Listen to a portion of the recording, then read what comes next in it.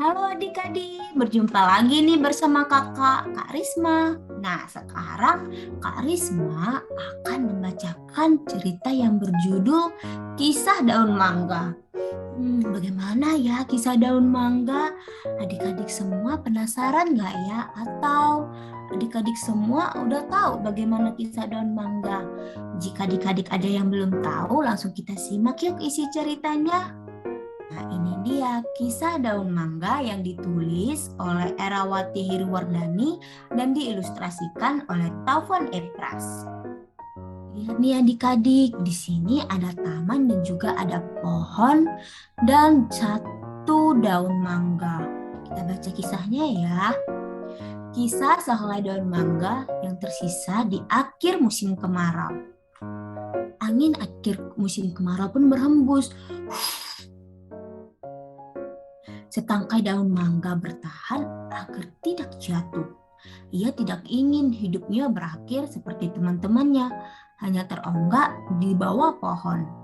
Si daun mangganya ini tidak ingin adik-adik jatuh ke daun-daun di bawah, seperti teman-teman yang lainnya. Angin pun bertiup semakin kencang. Kali ini anginnya bercampur gerimis. Hujan pertama setelah kemarau panjang. Daun mangga pun tak sanggup lagi untuk bertahan. Hujannya pun mulai deras. Daun mangga yang tadi bersisa di atas pohon itu tak sanggup lagi menahan dirinya. Akhirnya dia pun terjatuh. Daun mangga pun melayang di udara. Daun mangga berkata, "Aku tidak ingin hidupku berakhir sia-sia." Daun mangga mendarat di sebuah kebun. Seekor kodok melompat ke arahnya. Daun mangga pun membiarkan kodok berteduh di balik tubuhnya.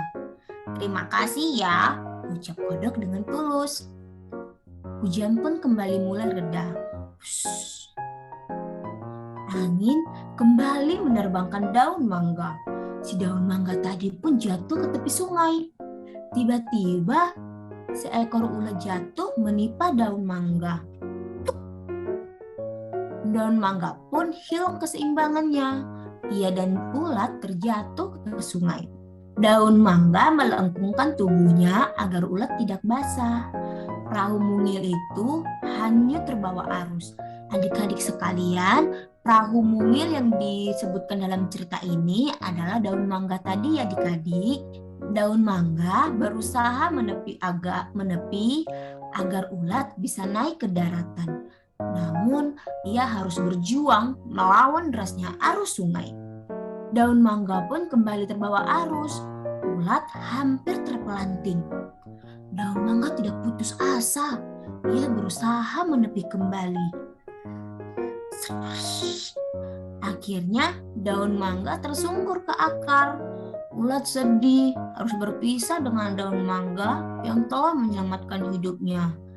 Namun, daun mangga merasa bahagia. Meski tubuhnya sobek, hidupnya tidak berakhir dengan sia-sia. Nah, adik-adik, ceritanya sudah habis. Sekarang Kak Risma ingin bertanya nih sama adik-adik sekalian. Adik-adik, pernah tidak melihat daun mangga? Jika pernah, tulis di kolom komentar ya adik-adik, di mana adik-adik melihat pohon itu.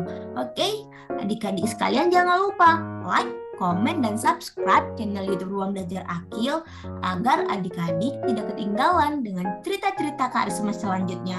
Bye-bye adik-adik, sampai jumpa di cerita selanjutnya.